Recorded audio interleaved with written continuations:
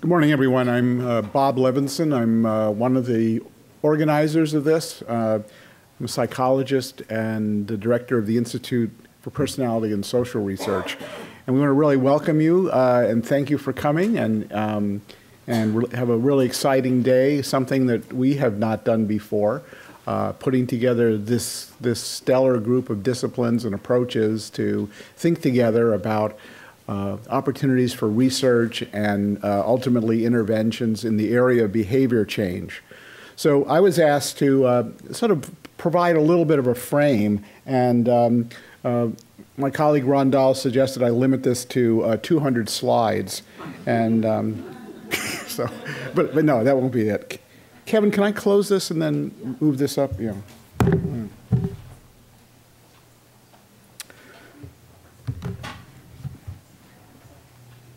I think I'm going to need it. I don't think it'll stay.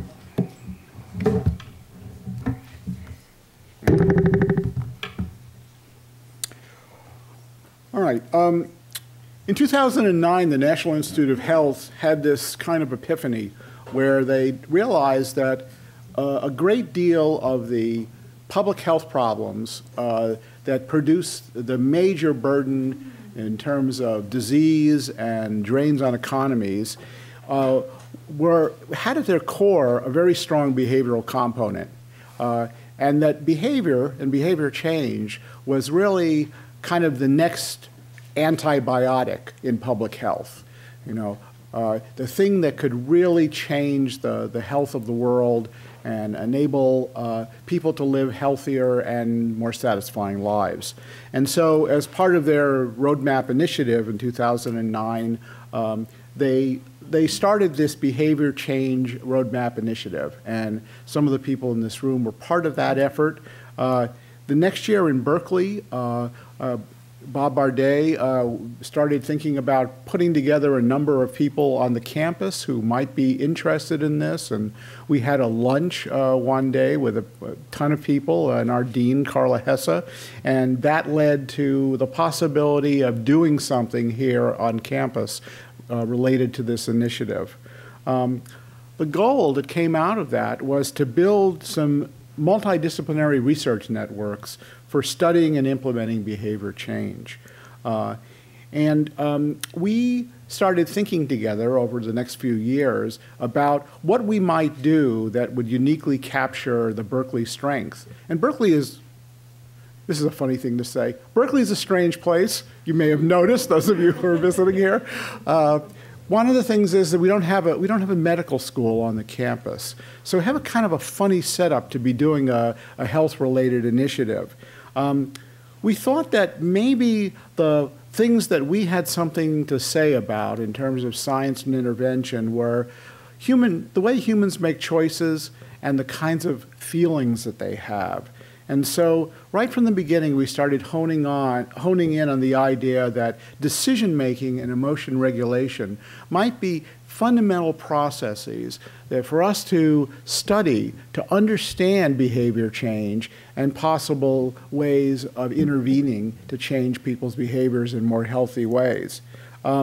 The other thing that we started doing, and I was censored in this originally said teenagers and codgers, but it was forbidden when I showed it to somebody, is that we thought, you know, Berkeley has a long history of interest in lifespan processes, and in the lifespan, there are these moments where people's lives reorganize and sort of reboot, and they get reset on new trajectories. And I think largely reflecting the influence of Ron Dahl's thinking in this area, we started talking about inflection points where things change in important ways and where we might be able to help people in that resetting process to be on much more positive trajectories for long critical periods of life. And so we focused in these two periods, sort of adolescence and early late life, because there's a confluence of social and biological changes, very closely related in interesting ways, as we hope will come out today, where it creates pressures for individuals to sort of reorganize and reorient, and they get on these very different trajectories. So these were targets for research and intervention. We started a series of activities, initially some retreats and planning meetings. Last year, we had the first multidisciplinary seminar on behavior change. It was a graduate seminar, and unlike most of the graduate seminars that I teach, where I get like one auditor, my cousin Ernie, and my mom Skypes in, it was totally filled, and we had a waiting list, and we had to have a lottery to let people in. So I think we hit an interesting, an important nerve here. And the whole purpose of this conference is to help us think about the future, which we think could be very bright in terms of research and intervention in this area. And so we thought, what better way to make some progress in this area than to bring together some really smart people who are thoughtful, deep thinkers, representing these different areas and disciplines, and spend a couple of days together thinking about the potential and promise of this area. So that's the background, and now a few details, or as people often say, some housekeeping details. The way the day is organized, there are talks, a series of just spectacularly interesting talks, followed by time for questions. And then after every 2 talks or so, there'll be a panel where we'll bring the speakers back up together, and someone from our Behavior Change Research Network will moderate a discussion, and there'll be opportunities for more questions from the floor. There's lots of time for socializing, coffee, meals, and we hope you'll sort of talk to people you don't know as well as people you do know. I've been asked to tell you that this room, beautiful, comfortable, large, enjoy it while you can. We only have it because of a scheduling fluke. Tomorrow we'll be in a smaller space. One program change, the weather ate one of our speakers, Andrew Kaplan, got stranded in New York, and so tomorrow we're just going to start at 9 o'clock instead, and you'll get a revised schedule for that. And we'll start with Mara Mathers, will be our first speaker tomorrow. So here's something that we probably should all make a vow about at the outset. A conference like this could end up being something like just talk to the people you always talk to and kind of be baffled by what everybody else is saying. That would not be good. So we need to all take a blood oath, and Ayala's going to be going around with a razor blade to sort of strive to present our materials in ways that are as accessible and understandable as possible. Each of our disciplines has very different lingo and specialized language. Let's just vow to try to say things in ways that bring people in instead of keeping people out. And likewise, let's all not be afraid to ask questions. If there's just something really important and we don't understand it, let's just take a chance. And I asked my faculty colleagues to model this because A, we're probably the least likely to understand, and B, we can probably afford to appear a little dumber. But let's do that. Let's not be afraid to ask questions and really try to understand what everybody is saying. At the end of this, we have a number of dissemination activities. Luma Matadi, who's sitting in the second row. Luma, could you raise your hand? She'll be preparing a written report of the meeting that'll be available to everybody and on our website.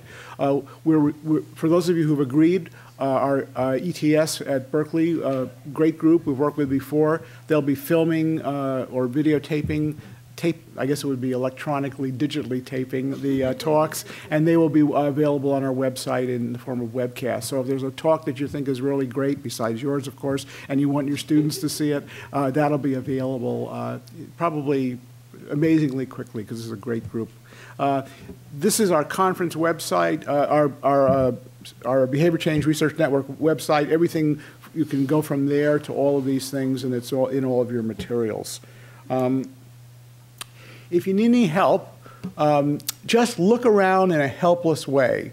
We'll give lessons on that on the break, but kind of like,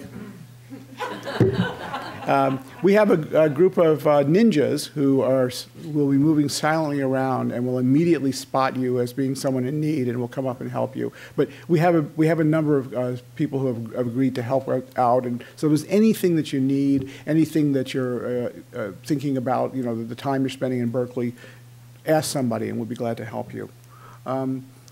So quickly, for a crime like having a conference like this, there are many partners, and we had a lot of people who stepped up and gave us financial and other kinds of support. There's a grant from the National Institute of Aging that is funding this conference, and another one that we'll have on the same general area next year. We'll tell you about that later. And then these are some of the Berkeley institutes and academic officials who contributed to this conference. So thank you to everyone. I also wanted to say quickly something about my special partners. In that first line, Ayala, Claudia, and Jeff, they are postdocs who have been working on the Behavior Change Research Network for the past 2 years. They spend part of their time together at IPSR, and they were leaders in our seminar last year, and they have really been the reason that this thing has been so energized and so successful. So I want to take this opportunity just to recognize them. Would you mind standing up? Ayala and Jeff and Claudia. They have been just terrific. And then I want to recognize 3 of my faculty colleagues, Bob Bardet, who really has been the guy who put us all together, and who is the director of IBER and the new, I guess the associate director of IBER and the soon-to-come Institute for Integrative Social Science. And that's Bob. And he's shy and didn't want to say anything. And then 2 of my other colleagues, Ron Dahl and Shachar Kariv, who have been intellectual forces behind this from the beginning, and both of them are going to say something to you now. So I think, Shachar, you're going to go first. Okay, so let me get straight to business and give you the economics approach to it. So I always confess to Ron and Bob that I'm a narrow-minded economist. This is always when we start a conversation, this is the way I'm starting.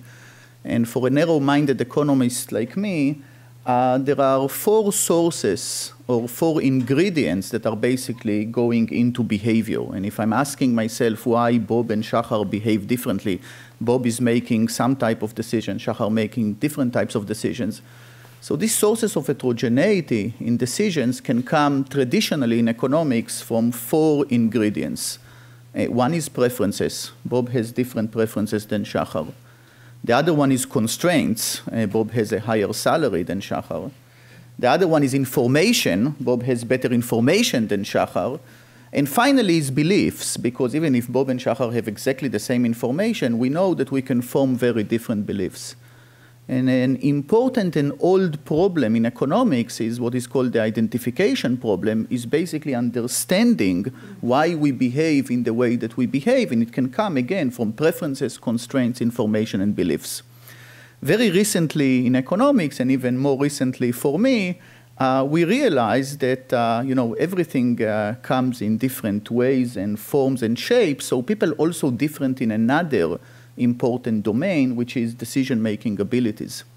Some people are good decision makers, some other people are bad decision makers, and people that are good decision makers, they are probably making high-quality decisions across different domains. In an economics term, they are just very good in solving trade-offs. And these trade-offs, it doesn't matter if these trade-offs involves risk-return today versus tomorrow, or different, more specific health trade-offs like consumption versus leisure, or health trade-offs. So if we add decision-making abilities into this bundle, this just makes the identification problem much more difficult, of course. And it adds on top of it another problem, which is a measurement problem. We worked very hard to measure preferences. We know how to measure constraints. We know how to measure information and beliefs. We have no good measurements in economics about what decisions considered good decisions and what decisions considered bad decisions. This has been a lot of discussion about it when we talked about policies related light paternalism. So I think from the economics point of view, the most important task for us is basically solving these 2 twin problems of measurement and identification. In order to change behavior, we need to understand what is coming into behavior, and we need to be able to measure what do we mean by good decisions, bad decisions. And let me just conclude that even from a moral point of view, changing your preferences, this is something different than actually changing your ability to make decisions. When I'm changing your ability to make good decisions, I am respecting your preferences, and I'm actually only helping you achieving what is good for you. When I'm trying to change your preferences, I'm basically telling this is bad for you, and let me tell you what is good for you. So this is from the economics point of view.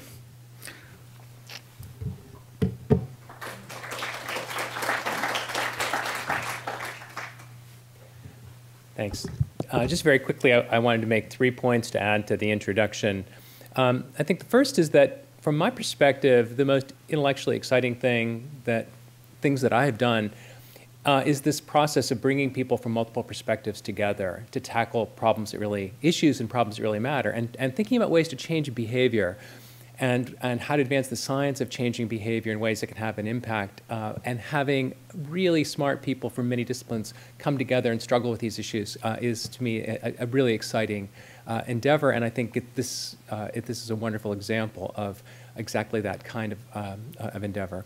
The second thing is that one of the things that I have found to be very important when we try to tackle complex issues from many different perspectives is identify attractors, areas that attract our interest and our engagement across levels, and it can look differently from different perspectives. And I just want to briefly mention 3 themes that have been touched on at least briefly. One that hasn't been touched on very directly is that there's this explosion of new knowledge in neuroscience broadly, but particularly in cognitive, affective, and social neuroscience. And I think finding ways to sort of take some sips from the fire hydrant of this, exploding new knowledge that's relevant to these kinds of real-world issues of changing behavior is one of the exciting things that I think is going to come up in a number of the talks. It's not central to all of our approach, but I think it's one set of new information that's really important. And then the second really powerful attractor for me personally that I unabashedly am a champion of is developmental perspectives.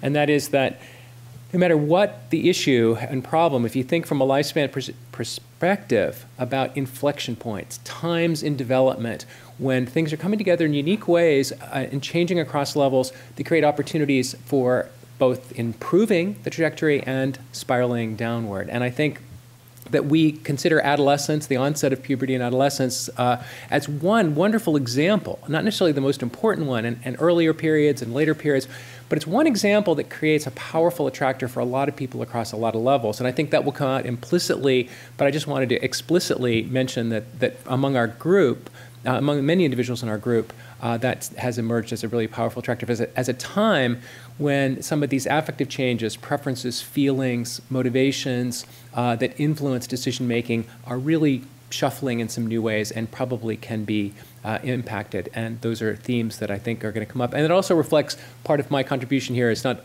only from public health, but as the director of the Institute of Human Development, where we try to build interdisciplinary research to tackle these kinds of issues. So I look forward to a really wonderful set of presentations and discussions that hopefully will bring us in creative ways to think about these really important and compelling questions. Thank you.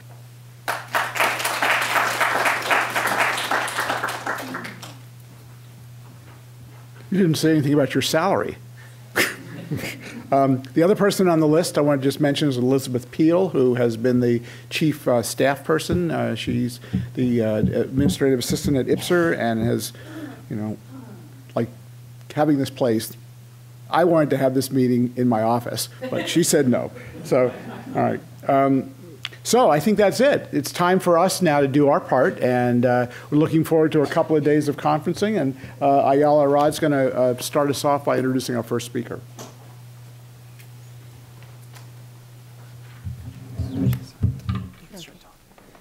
So I'm Ayala Rad. I'm a postdoc here at the Experimental Social Science Laboratory, XLab, in the Department of Economics. And I'm also a member of the Behavioral Change Research Network.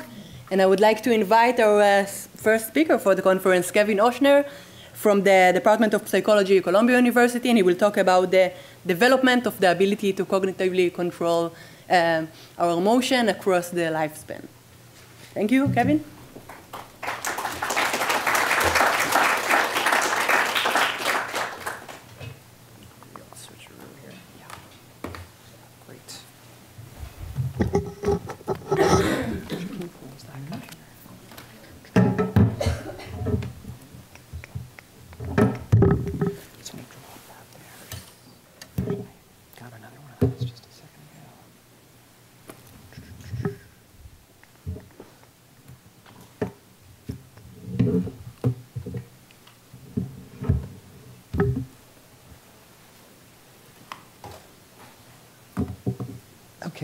That looks stretched, doesn't it? Let's see if we can adjust that. Oh, wrong direction. No, it won't let me. Oh, okay.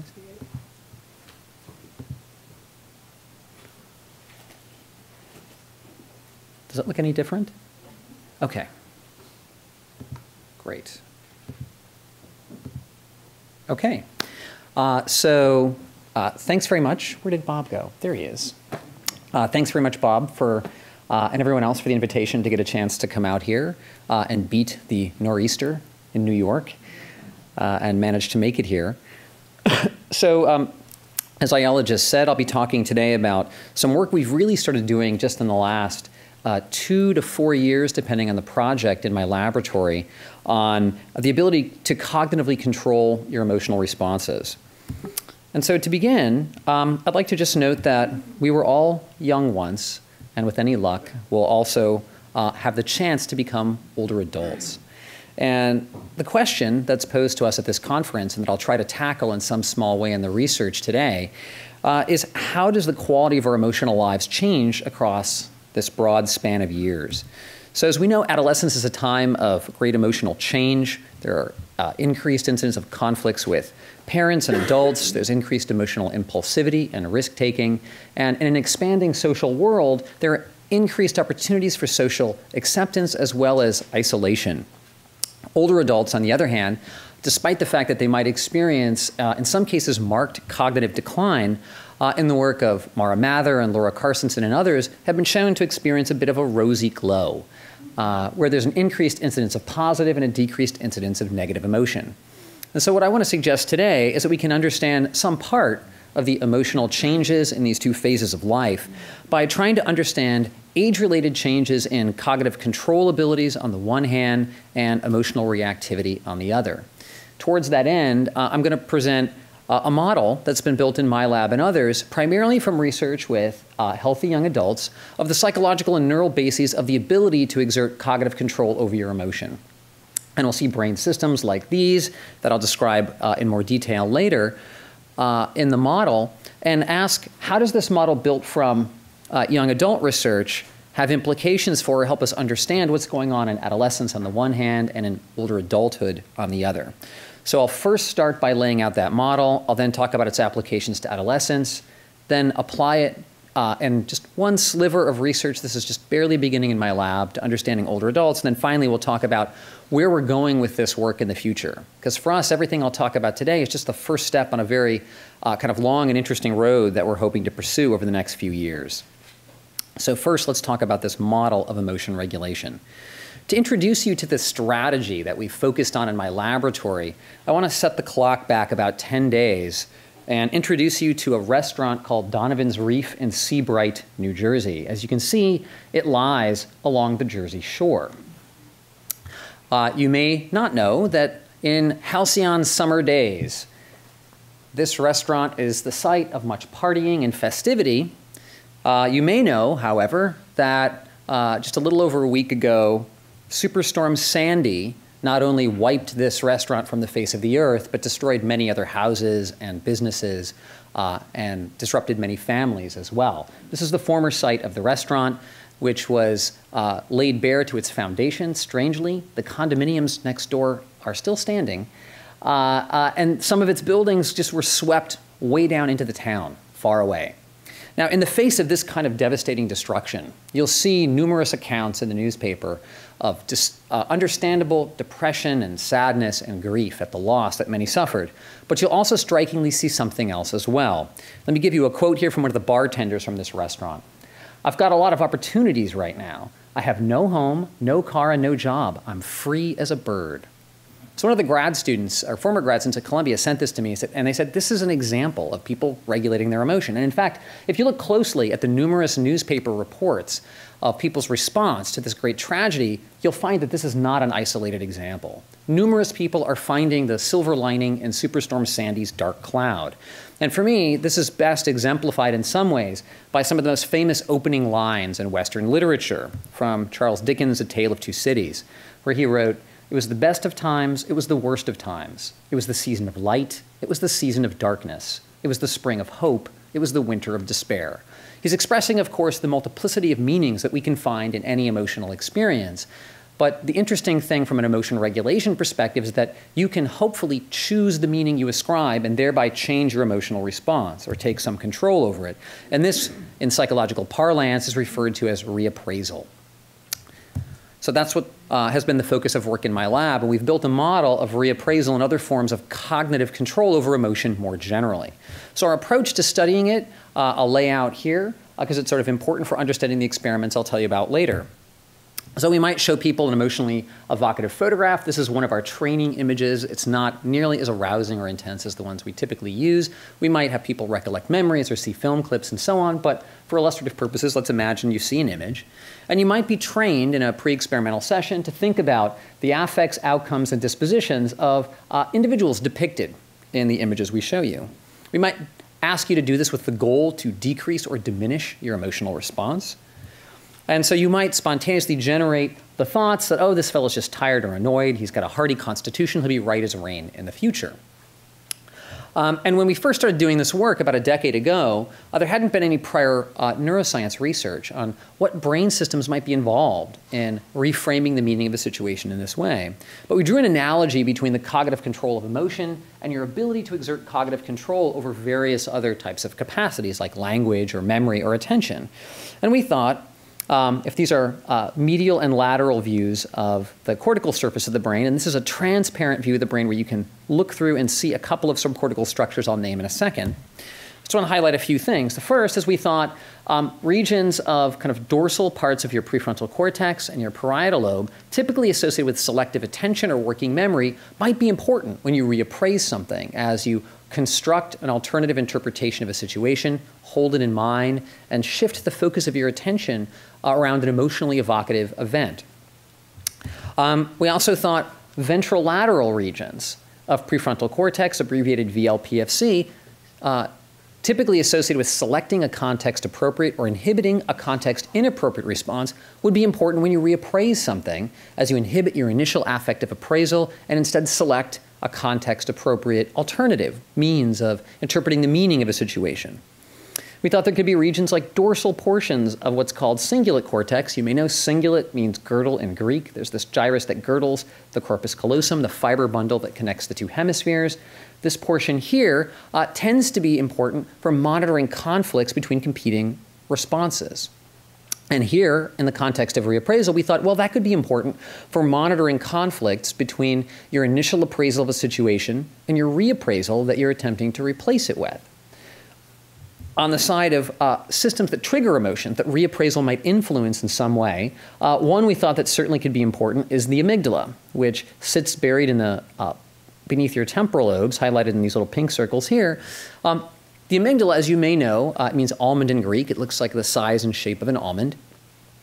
It tends to be particularly important for detecting and encoding into memory and triggering appropriate responses to arousing, goal-relevant stimuli in general, especially those that connote potential threat. And then finally, another brain region we were interested in are it's called the ventral striatum, ventral portions of the striatum that tend to be particularly important for reward or reinforcement learning and triggering kind of appetitive, motivated behaviors.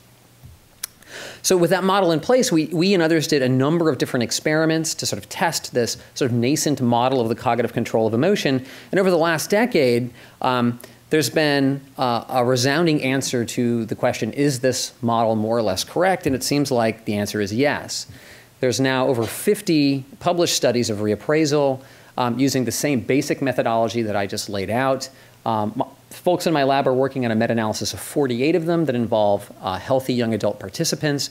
And if you look at the brain regions most commonly active across these 48 studies, when you're diminishing negative emotional responses, what you see is a pattern that looks like this, where you see it looking, you get the dorsal, prefrontal, and parietal regions that we thought you might see. You get ventrolateral prefrontal cortex bilaterally, which again we thought you might see. You get cingulate cortex, and you get modulation strongly of the amygdala. And I should say that, by and large, the existing emotion regulation literature in neuroscience has focused predominantly, if not exclusively, on regulating negative emotional responses and diminishing them in some way. Although there are many other ways that you can modulate emotional responses, that's been the focus of the majority of the work. Okay, so with that basic sort of model of prefrontal systems that contribute in different ways to generating a reappraisal, and they might modulate affect systems, in particular the amygdala if you're talking about negative emotion, or we'll see the striatum involved if we're talking about appetitive emotions in a second, let's see how we can apply that to understanding what's going on in adolescence. So when we started this work, really I guess about 3 years ago in earnest, we first asked ourselves the question, okay, so how might reappraisability change during adolescence? And we were struck by the popular view of what might happen as illustrated in this ad from the Allstate Insurance Company. You may have seen it. The caption or the tagline is, why do most 16-year-olds drive like they're missing a part of their brain? Because they are. And it turns out Volkswagen stole it. It's the shape of a VW bug. I've always thought it was odd that it's the shape of a VW bug. It's sort of a strange thing. So what this illustrated is sort of a predominant view that has actually a great deal of support, emerging support in the neuroscience literature, that we call the reactivity versus regulation hypothesis. So on the one hand, early in life, primarily subcortical circuits that are involved in triggering emotional responses like the amygdala or the striatum become structurally mature at an earlier point in adolescence than do cortical systems, prefrontal cortical systems in particular, that are still structurally maturing all the way into your 20s. And so this leads to some people have hypothesized a kind of imbalance or disconnection where you can have strong affective impulses that aren't properly contextualized or checked in some way by immature prefrontal cortical systems that would normally regulate them. Another hypothesis we formulated, and this alludes to some of the things, or sort of connects to some of the things Bob described at the outset, was what we call the social sensitivity hypothesis. So as we know, during adolescence, there's an expanded social world that opens up for individuals. And they experience a wider range of social cues, including cues to potential rejection and isolation, and opportunities for romantic engagement. And there's some evidence that there's a heightened sensitivity to especially nonverbal, say, facial expression cues, and that when they engage in potentially risky behaviors in the presence of peers, they're more likely to be risk-taking than they would have been on their own. So there's something about sensitivity to social environments and social cues that is particularly salient for adolescents.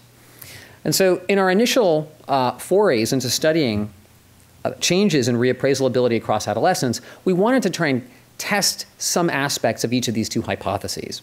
So what I want to tell you about is first one behavioral study where we presented individuals in our standard reappraisal sort of paradigm that I described earlier with images that varied in terms of being either negative or affectively relatively neutral and were either social or non-social. And we presented these images to individuals with one of two kinds of instructions. So one we called the close instruction. This word might appear on the screen before the presentation of an image. And individuals prior to being in the scanner were instructed that when they saw the word close, they should imagine themselves inside the picture, standing very close to the people, animals, or things you see. If you feel good or bad, let yourself really feel that emotion. And this was in some sense meant to kind of guide especially our younger participants to have a clear means of responding to the image and feeling like there was sort of a first-person sense of engagement with what was going on, where they would have their naturalistic emotional response to the depicted events as if they were present. By contrast, in the far condition, they should imagine themselves being further away from the people, animals, or things they see. Think of yourself as a news reporter who's focusing on the facts without getting caught up in the emotions. And there's an additional instruction to sort of imagine they could even see things through the perspective of a camera, as if they're separate from the events that are taking place. This is the condition where you'd expect regulatory effects to take place. And in studies with healthy young adult groups, you'll see reliably that this type of instruction will diminish emotional responding relative to this type of instruction. Okay, so behaviorally, then, what did we see? If you ask participants to rate how badly or how negatively they're feeling on a scale from 1 to 5, we're going to break things down as a function of 3 different age groups. Because here we sampled individuals from 10 to 22 years, although we won't have that age span in every study I'll tell you about. So we'll look at sort of early, middle, and late phases of adolescence as a function of looking at neutral or negative images with the instruction to be up close and personal with what you see or be a far away, distant observer of them.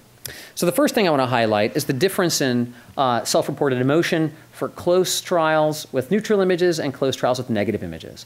This is our operationalized index of emotional reactivity, self-reported negative emotional reactivity. What you can see is that it's quite robust across all three age groups and essentially statistically equivalent. There is no difference in the magnitude of self-reported negative affect across the age span here. So that suggests that at least this measure of emotional reactivity stays more or less constant.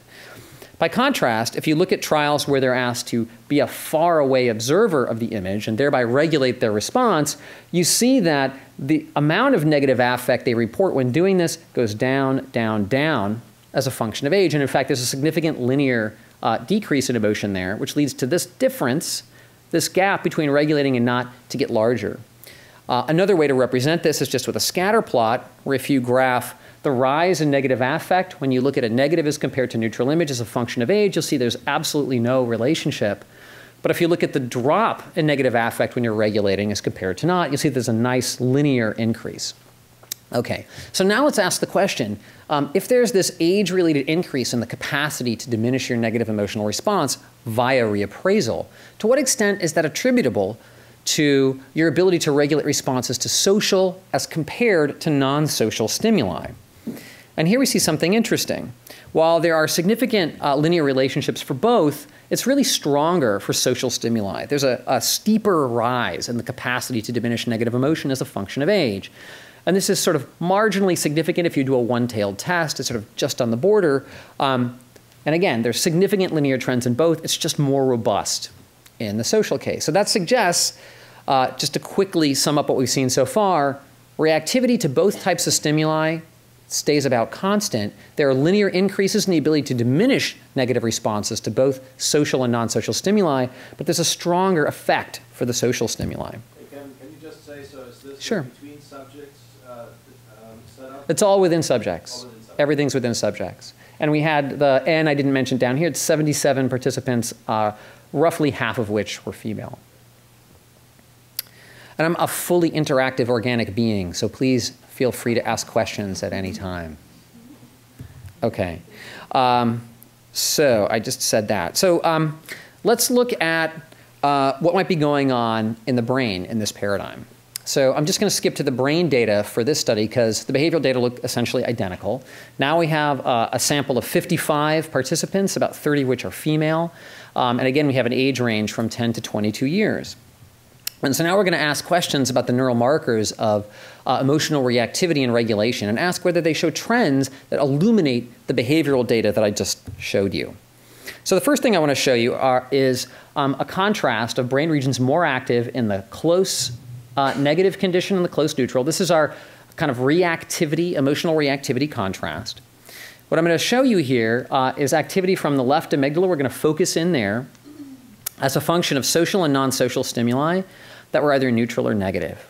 And the first thing you should notice is that there's a robust amygdala response to both kinds of negative images. Although interestingly, the amygdala seems to signal there's something particularly salient and attention grabby about even neutral social stimuli. And this interaction is significant. So even though they aren't self-reporting any stronger negative affect to neutral social images than they are to non-social neutral images, the amygdala is in some sense tagging them as worth closer inspection. So if that's what the amygdala's job is, to detect things that are worth paying more attention to and checking out in some way because they might be potentially threatening, these may turn out not to be threatening and so they don't elicit a negative affective response, but the amygdala nonetheless is tagging them as relevant perhaps to the kind of chronic goals that participants have. Now you might ask, okay, how does this vary as a function of age? How does it relate to self-reported emotional reactivity? And how does it relate to the interaction of those two factors? Does brain activity predict any of those things? And the answer is it doesn't, actually. So this is a stable effect across age. So this interaction holds regardless of whether you're 10 or you're 22. So there's something stable about the salience, perhaps, of social stimuli, even neutral ones, that seems to be reflected in amygdala response. And in fact, if you look at the literature on amygdala response to even neutral facial expressions, you'll see that in comparison to non-social stimuli, neutral facial expressions will elicit a pretty decent amygdala response. So there's something about social content that the amygdala is known to care about, and I think we're just picking up on that here in a context of studying emotion. Okay, so now let's ask questions about prefrontal cortex and regulatory success. So what I'm showing you here are regions in the hot colors that are more active when you're trying to down-regulate your response on a far trial as compared to letting it flow freely on a close trial. I want to highlight two things. What I'm going to graph here is the increase in activity on a far as compared to a close trial in a region of the left inferior frontal gyrus here and a region of the right superior frontal gyrus here. And what I first want to highlight is that this region in particular seems to be more active when you're regulating responses to social stimuli. And this region in the right superior frontal gyrus seems to be more active when you're regulating responses to non-social stimuli. And this wasn't necessarily something we predicted should be associated with these regions in particular going into this particular study. And I could tell a sort of just so story about how the left inferior frontal gyrus, if it's involved in sort of selection and inhibition, there might be something about increased demands for selecting an exact, or increased difficulty in selecting a particular kind of reframe or sort of distant way of engaging with social stimuli. But the truth is we don't know exactly why these particular regions are involved in this study. It's something we're going to look to replicate, but we're encouraged by the fact that we can pick up this sort of dissociation. It looks like a sort of a double dissociation between particular prefrontal regions that are more engaged for regulating social as compared to non-social stimuli. You could then ask how activity for regulating social or non-social stimuli relates to factors like age, regulation success, and the age by regulation success interaction. And the answer for this region is that it doesn't. This is just something that seems to be across the age span from 10 to 22. It's more involved when you're regulating responses, sort of non-social negative events. You see something a little bit different, however, for the social case, which had the strongest linear relationship of behavioral success in regulating social responses to age. And so here, while you didn't see a simple relationship with age, it did tend to increase in activity as a function of being more successful at down-regulating your responses to social stimuli. And there was an age by regulation success interaction that you can break down in this way. So if you were to graph regulation success as a function of activity for the three age groups separately, for the younger, the middle, and the older adolescents, what you'll see is that increasing recruitment of this region is related to success for the youngest, but not for the oldest participants. It's as if there's sort of a maturing way in which you don't need to drive this region, or this region doesn't need to be accessed as much for sort of the more adult-like individual as compared to the younger individual. And if this is really a region that's involved in sort of working hard to select an appropriate reappraisal and sort of inhibit your initial appraisal, that may be something you can simply do much more easily and efficiently as an older individual as compared to a younger individual. Okay, so let me turn now to some even more recent stuff that we've been doing on the regulation of craving responses. So in the adolescent populations we've been studying, we focused on responses to pictures of, oh, so good tasting, but not very good for you foods. So things that are fattening and sugary, but you shouldn't probably have too much of. And in that sense, they're very nice temptations. And prior to doing this work, we had done a study in adults, or young adults, of smokers. This is work done by a former grad student in my lab named Hetty Kober, where we studied the ability of smokers to decrease craving for decrease craving for cigarettes that's elicited reliably by cues that depict individuals smoking or depict cigarettes. It's called cue-induced craving.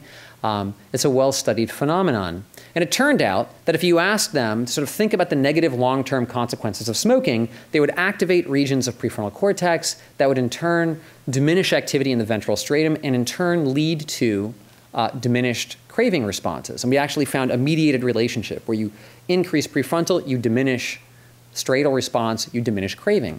So we took a version of that task, albeit using food rather than cigarette stimuli, and have ported that into the adolescent development domain to study how there might be age-related changes in the capacity to diminish craving for foods like the delicious chocolate chip cookie here. And so in this version of a reappraisal paradigm, you might see an image like this, and at the end of being instructed to engage it in some way, you'd rate how much you want to eat it. That's our behavioral measure of sort of desire or craving for consuming the substance. And we have two conditions here. One is the close condition, where you imagine the food is right in front of you. Think about how the food smells and tastes. And in the far condition, you imagine the food's farther away. Think about what it looks like, the color and its shape. And in some sense, I should say, this work is being done in collaboration with Walter Mischel of delay of gratification fame. And we actually have some delay of gratification results I'll mention at the very end. And also with B.J. Casey at Cornell Medical School. So what do we find behaviorally? So this is a study that's in progress. As you can see, we only have 6 to 18-year-olds right now, although we don't have up to 22-year-olds yet. Yes? Was there any fasting requirement? Yeah, thank you. Yeah, he asked if there was a fasting requirement for the study. So the only fasting requirement was that they not have eaten for 3 to 4 hours prior to coming in. And it's tough when you're studying kids, right? Because they get really hungry, and they get very fidgety when they get very hungry. And I can't tell you how many participants we've lost because they move around. They're very good at wiggling. I have 2 toddlers, and they're extremely wiggly. And I can only imagine what it would be like if we tried to use them as participants in studies. But strikingly, if you're doing these studies of regulation of responses to food, you can scan kids as young as 6 years of age. And they like looking at these pictures, and they're willing to sort of sit through that in the scanner for you. But if you're trying to do the regulation of negative responses studies, you can't go younger than 10. They're just not interested in doing it. And, well, there's a whole ethical thing where we show all of the aversive images that we're going to use in a study to the parents on a website before they come in, and they can pick which images are okay to show their children.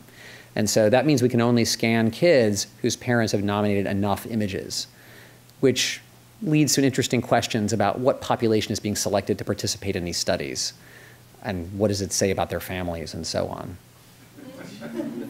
Interesting question. I'm sorry, there was another question. Yes? For those who don't know anything about this, how long does a process like this take? So you mean how long is a scanning session, a testing session? So testing sessions, so we usually break these studies into 2 parts. So one is where we have a separate in our behavioral lab on an undergraduate campus session where they get trained in the task. They complete various kinds of questionnaires and measures. Parents usually complete a lot of them for the kids. That session itself could be an hour to 2 hours, but when they're at the scanner itself, we try not to keep them in the scanner for more than an hour at a time, doing an actual task. And obviously, the older the participants are, the less wiggly they are, although it seems like adolescent males of any age are just awfully wiggly. They're the hardest ones, actually, from which you can to acquire reliable data. Okay, so all that said, so this is data that's in progress. It's very much, I think, preliminary. And as I'll mention later, it's part of a Science of Behavior Change grant that Walter, BJ, and I got a couple of years ago. We don't have the any 19 to 22-year-olds run yet. We've been focusing just on really oversampling as much as we can the 6 to 18-year-old range recently. But I want to highlight 2 things here. The first is that if you graph how much participants want to eat these stimuli as a function of age and whether they're up close and personal with the foods or trying to be far away and regulate their responses to them, both groups are able to do this. And there's sort of a main effect of age, whereas getting older just leads to diminished desire to eat these foods in both conditions. And there's no interaction. So at least with these 2 age groups. It may turn out that when we run 19 to 22-year-olds, there's a sudden increase in this gap. Whereas you shift out of this age range, maybe you're going to start seeing increased capacity to diminish craving. But we aren't seeing any differences, at least in these 2 age groups yet. And I would think we have enough power to start picking something up with 62 participants now, although they aren't equally represented at every age point and so on. So in that sense, this is very much preliminary. So what about brain regions that are involved in regulating craving? Well, our initial analysis suggests a couple of things. The first is that when you look at regions that are less active when you're regulating as compared to not, you see diminished activity in the ventral striatum and regions of the ventromedial prefrontal cortex, highlighted here, that have both been strongly implicated in reward-related processing in general, reward-related decision-making, registering the sort of the appetitive properties of a stimulus, or in the neuroeconomic terminology, they refer to it as value, or we might think of it as affective value for present purposes. And if you ask whether there are age regulation success and age by regulation success relationships with activity here, the answer is yes. There is an interesting linear relationship between activity in the ventral striatum and age, and the effect really parallels what you see in the behavior, where we saw just a general decrease in reported craving for the foods as a function of age. You see a general decrease in activity in this region as a function of age in both conditions, in both the close and the far conditions. And as I said, that parallels diminished reports of craving as well. So you might then ask, what's more active in the far condition than the close condition? Does it look like the kinds of reappraisal-related findings we've seen previously? And the answer is, right now we're not picking up anything particularly clear. In part, we thought that might be due to a wide range of individual differences in sensitivity to and issues with eating behavior. So, while we haven't gotten all of our measures of that coded yet, the one thing we do have clearly coded thus far is body mass index. And so this region doesn't show any of the age or regulation success relationships, but if you simply correlate body mass index, so higher body mass index is relatively less healthy, what you see is an inverse relationship between recruitment of two regions that we often see when reappraising, such that individuals with a higher body mass index aren't activating those regions when they're trying to regulate. And this is just a scatter plot to represent these two regions, showing that as a function of your body mass index percentile, your tendency to recruit those regions goes down. We're also expecting to eventually see relationships with measures of restrained eating, for example, or other types of disordered eating behaviors. But as I said, this is still a work in progress, but I wanted to give you a flavor for what it is that we're doing. Let me now give you a sense of how we're applying this kind of work to older adults. So when we first started this work and we asked sort of how might reappraisal ability change in older age, we were heavily influenced by Mara's work and Laura Carstenson's work, suggesting there was this rosy glow of old age, where despite the fact that there are numerous reports of declining general cognitive abilities and structural degradation in various parts of prefrontal cortex, like those we've seen activated when people reappraise, individuals nonetheless exhibit a kind of positivity bias in attention, memory, and experience, such that they tend to be biased to attend to positive and disattend to negative stimuli. They remember better positive stimuli in certain ways, and they tend to report a greater preponderance of positive experiences and a diminishment of negative experiences as compared to younger cohorts. And what that might suggest, or go along with, and Mara has some nice reviews recently that summarize some of this evidence, is that there might be intact affective reactivity systems on the one hand, and in fact you see structural intactness of brain regions like the amygdala in older adults, but that there might be something different about the way they regulate their emotion. And from a recent review paper from Mara's lab, they plotted prefrontal regions that are active when their older adults are exposed to positive. Actually, one of these is supposed to say negative and one of them is supposed to say positive, even though they both say positive. Oops. A lack of self-regulation on my part.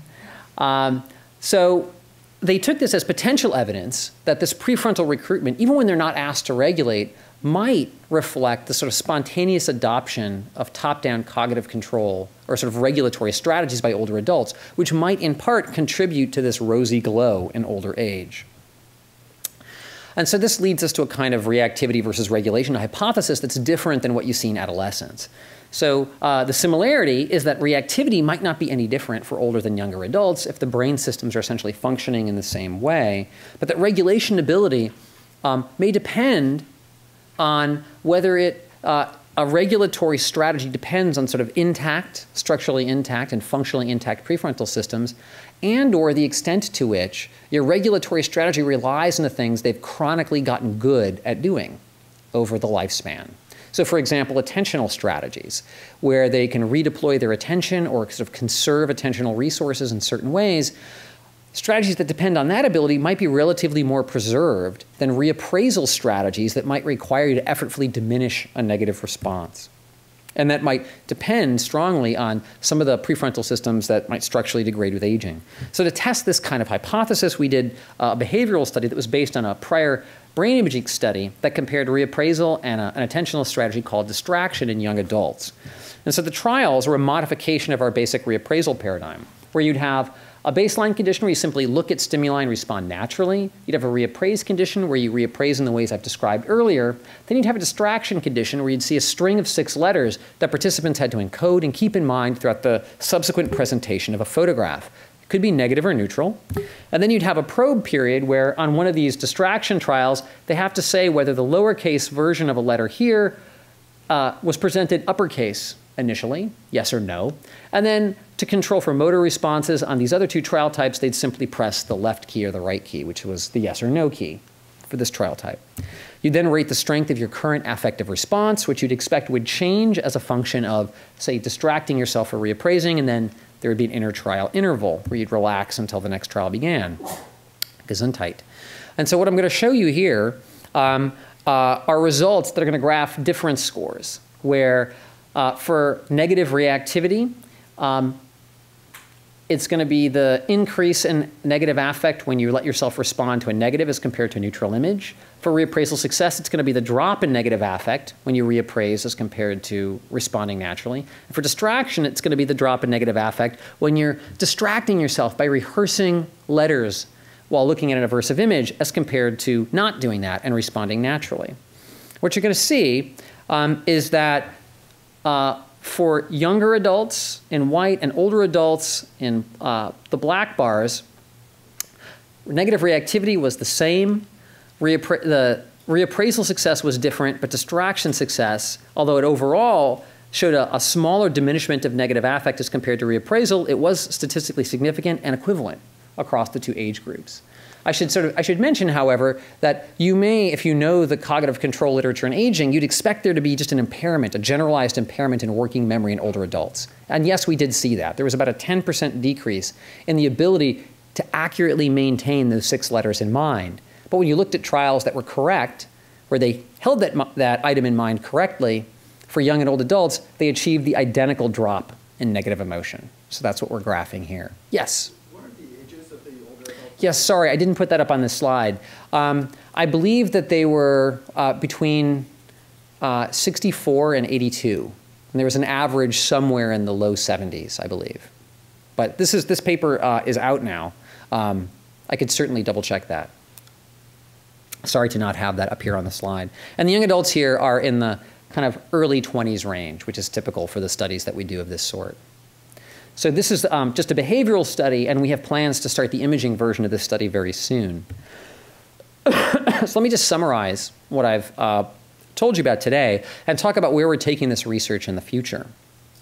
So if we're going to graph, sort of just in highly schematic, cartoon-like fashion, what I've shown you for adolescents in the top graphs and for older adults in the bottom graphs, for emotional reactivity on the left and regulation success on the right. So I'll break this down for negative or aversive responses and appetitive responses. So for negative responses, what we see is that reactivity stays relatively constant from 10 to 22 years, but the ability to regulate your responses increases linearly with age and more steeply for regulating responses to social than for non-social stimuli. For older adults, you see something of the mirror image, although we haven't broken it down in terms of social and non-social content. You see, again, reactivity staying pretty constant to an average of about 22 years up to about 70 years, with regulation success, at least with the kind of reappraisal strategy we've studied, decreasing steadily with age, although attention-based strategies like distraction seem to stay relatively constant. What about positive or repetitive responses? So we've examined, actually even younger than 10, we've gone down to 6 years, up to 18 years, where we see a general decrease in reactivity, but no real change in regulation success yet, although there's this question as to whether or not sampling the later portions of adolescence as individuals move into young adulthood will start to show us some of the kind of upkick in regulatory ability that we've seen for negative stimuli. We expect that that will potentially happen. And we haven't simply haven't studied that in older adults yet, although I suspect Brian will have some data that will speak to these issues later on in the meeting. So where are we going with this in future directions? So as I mentioned, we have a Science of Behavior Change grant where I'm the PI and Walter Mischel and BJ Casey are co-investigators that has produced a lot of the work, if not all of the work that I've told you about today, not the work with older adults. And we have a grant submission that if NIA would, if there would just be a budget, we'd know if we got funded or not. And my program officer keeps telling us, you know, it's going to be until the end of October. Now it's going to be till the end of the calendar year. And our multiple fingers and digits are all crossed. And this is a grant with Jakob Stern, who studies cognitive reserve and aging. And we hope to use that to kind of move the aging-related work we're doing forward. So what we're doing, I only told you about some slivers of what's going on for this Science of Behavior Change grant.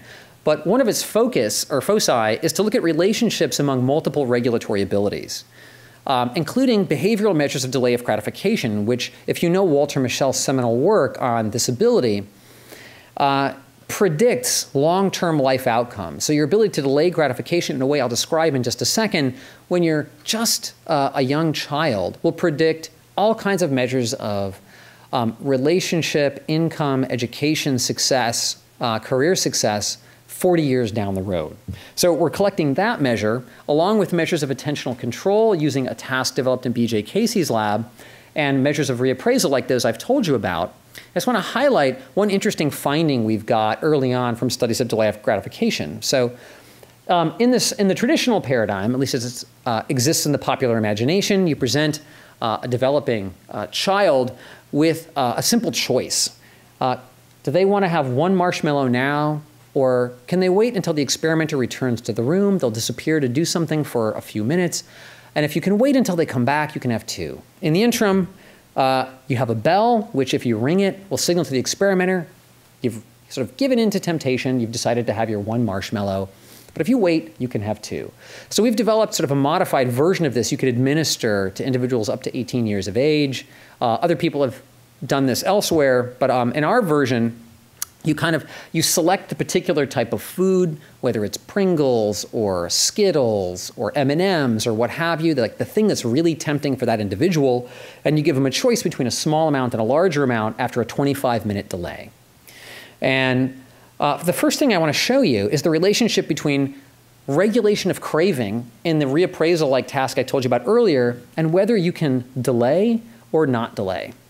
And what you see is that the ability to diminish craving on our task is related to individual differences in delay. So if you could wait the entire time, and the majority of the participants we've run on the delay task thus far do wait the entire time, those who don't show very poor abilities on the regulation of craving task. And then if you ask, okay, how might that in fact be related to brain activity? It turns out this ventromedial prefrontal region, which doesn't seem to be involved just in representing affective value per se, but contextualizing it and in some way regulating that response, it shows a difference in activity where individuals who delay show much less activity here when they're regulating as compared to not, whereas for non-delayers, those who give in show a smaller difference between here. And this actually if this sort of interaction were to hold when we have a full data set, that would be obviously a lovely kind of finding for us to have. So that's just highlighting one kind of correspondence that we're starting to see between this delay measure, which has great predictive validity for real-world life outcomes, and the kinds of processes, the regulatory processes we pick up in these laboratory tasks for which we can measure neural correlates. Because you simply can't do that for a delay of gratification task, where an individual is left to select the regulatory strategy they want to use, and you can't really give them that same kind of delay scenario in the scanner in as compelling a way as you might like. Another thing we're measuring is the relationship between these regulatory abilities and various kinds of health outcomes, whether it's body mass index or substance use. And the goal here is to identify developmental or individual patterns of behavioral and neural signatures of vulnerability to maladaptive health outcomes. So what this really translates into is there going to be some sort of affective reactivity or cue sensitivity that's sort of salient developmentally or for a particular individual in terms of their responses to the aversive or the appetitive stimuli and the tasks we use that interacts with abilities they have to implement attentional control or reappraisal strategies or show strong delay of gratification abilities that we could use to sort of get a profile of individuals who are at risk for substance use or abnormal body mass index, so that at some later stage, once we have those kinds of, that ability to identify those profiles, you could then target interventions for particularly vulnerable individuals. And then in older adults, we're interested in identifying which types of regulatory abilities might be relatively impaired with older age as compared to spared. And as I mentioned earlier, our hypotheses here concern the kinds of strategies, goals, or emotions that might be easier or more difficult for older individuals to regulate. Because we don't think this is going to be some sort of absolute sort of deficit in all types of regulatory ability as a function of aging. And just to give you one hint of a direction we're going with this, even in the domain of sort of using reappraisal to shift around emotional responses, while some people have reported, like we have, now there are other reports in the literature, of an impaired ability to diminish negative emotion using reappraisal, there are other tactics one can use in reappraising other than sort of just neutralizing something bad, where you sort of positivize or genuinely ask people to look on the bright side. And so Lonnie Sciotta with Bob has some data relevant to this, but there's a couple other hints in the literature that if you ask older adults to accentuate the positive rather than diminish the negative, they'll be just fine, if not better at doing this, but relatively impaired at doing that. And this might dovetail with their chronic tendencies to direct attention to positive and away from negative stimuli, and so on. So with that, let me just thank the various collaborators that we've had on this work, especially Jennifer Silvers, a graduate student in my lab who's really responsible with developing the infrastructure for studying adolescent development and led, been the point person for all the developmental work that I've told you about. And of course, collaborators Walter and BJ, and then with the emerging work with older adults, Yakov Stern, and then of course, the rest of the folks have worked on anything, including the other individuals in the lab. So thank you.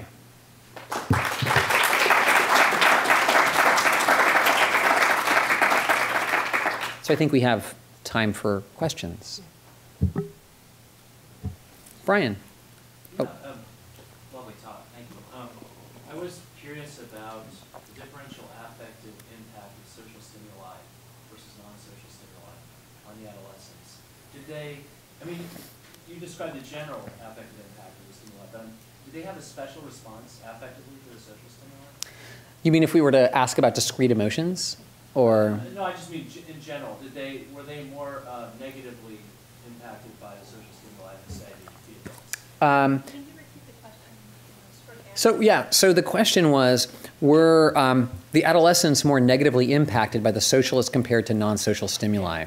So if I take your question to be about affective reactivity, yes. Just in terms of, so if you were to take the kind of no relationship between age and negative affect that I graphed and break it down as a function of social and non-social, it was the same.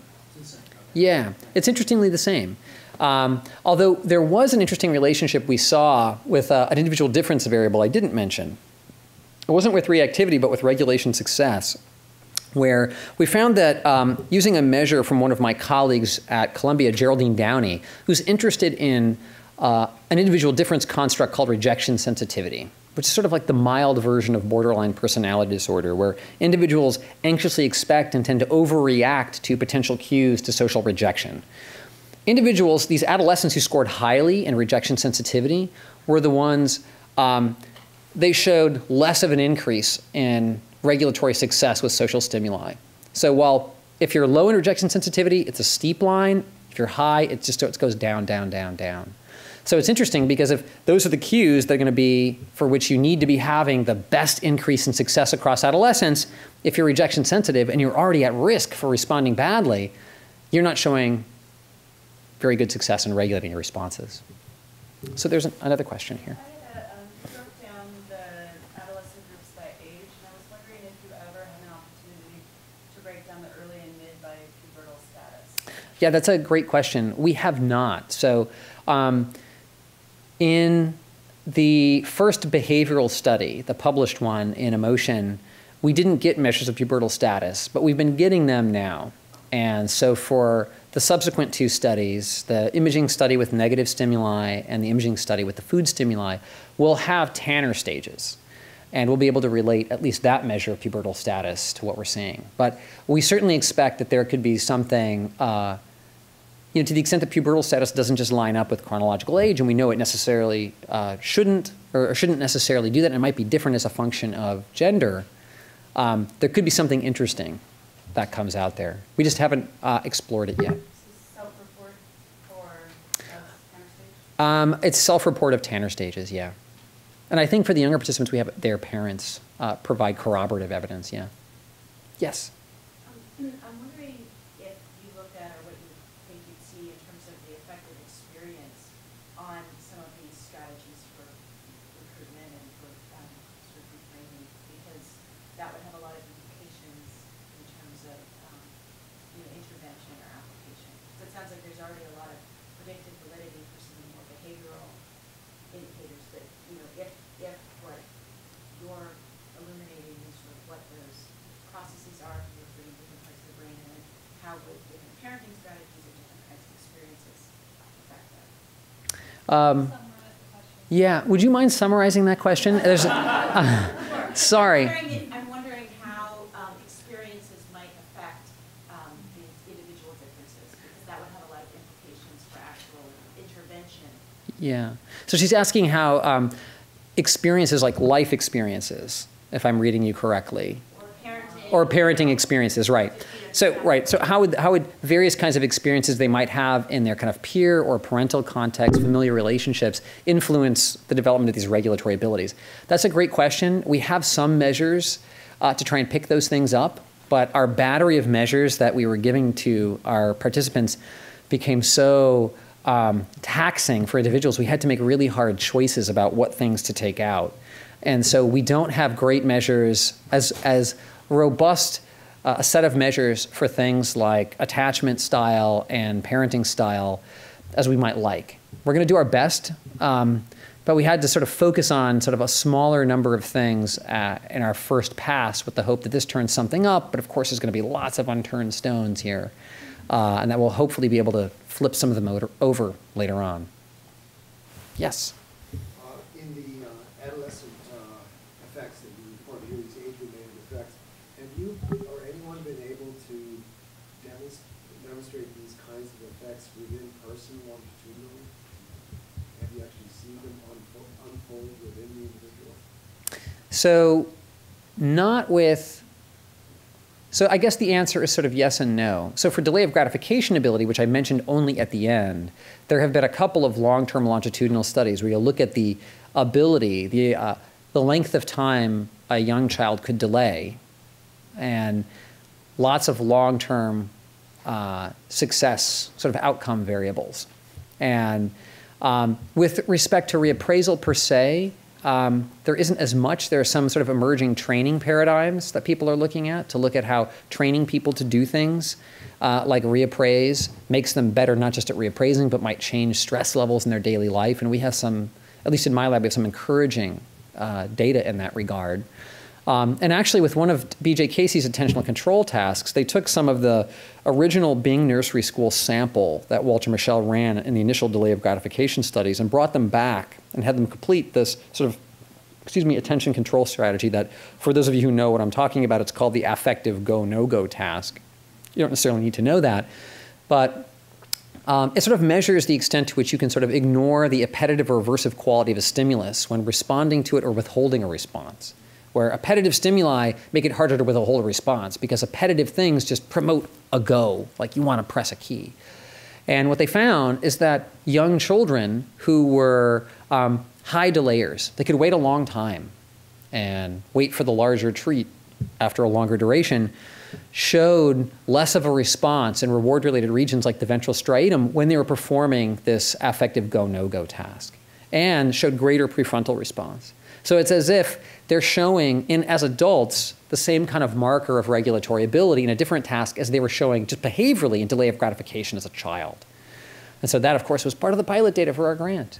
Oh, yay, this could work. And so we have, high hopes that if we can successfully complete what we set out to do in this current grant, that we'll be able to turn this into kind of modern first wave of delay of gratification participants that will then track longitudinally over hopefully some span of time if reviewers of our grant renewals permit us to do that. Yeah, Bob.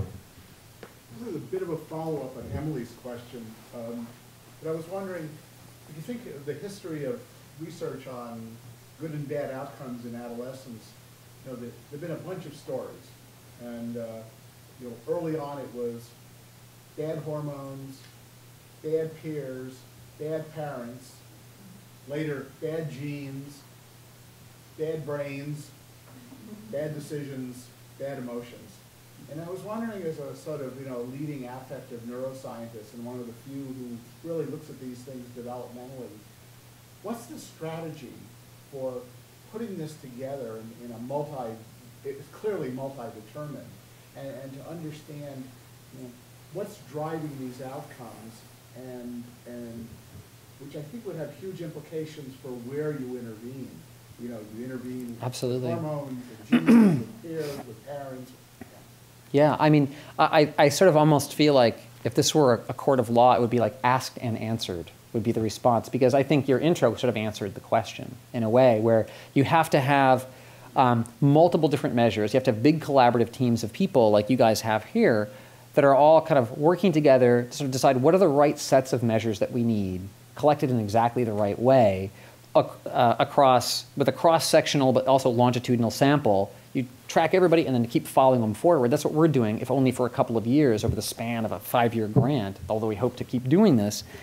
And then you do your best to sort of figure out how the different measures kind of co-predict particular things. So hormones might influence the development of particular brain systems, which might in turn reflect effective or ineffective use of particular processes that in turn manifest as vulnerabilities to maladaptive health outcomes.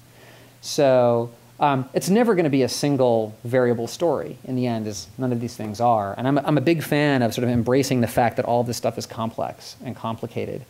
And I wouldn't have thought of undertaking this kind of research program that we have underway now if it weren't for the fact that I had collaborators like Walter and BJ close at hand to at least get this whole thing launched. Because, other than being a parent, I was sort of naive about the developmental literature coming into this. And I feel like, one of the exciting things for me as a researcher has been attempting to gain some level of expertise in this domain and getting excited about it and realizing, strangely, how little had actually been done experimentally in the laboratory, and especially with neuroscience techniques, where that Allstate ad reflected, as you're alluding to, the popular wisdom that, of course they're fucked up because they have no frontal lobe, right? But where was the neuroscience test of that in an affective regulation context where you actually asked them to regulate? It just wasn't there. We couldn't believe it. Is this the most unbelievably low-hanging fruit of all time experimentally? Yes, pluck, let's do the experiment. So that was how we felt about this when we started. And I think, we have great enthusiasm that the answer won't be bad brains, bad hormones, or bad whatever. It'll be some combination of things that maybe end up with these different profiles that are bad or good depending on the context you put the individual in. So part of the answer is going to be what the individual brings to the table, and part of it's going to be the context that do or do not make them vulnerable to expressing whatever tendencies that they have. So it's a great place to stop. Okay. We'll have time to ask him later more questions. Great. Thank you. Thank you.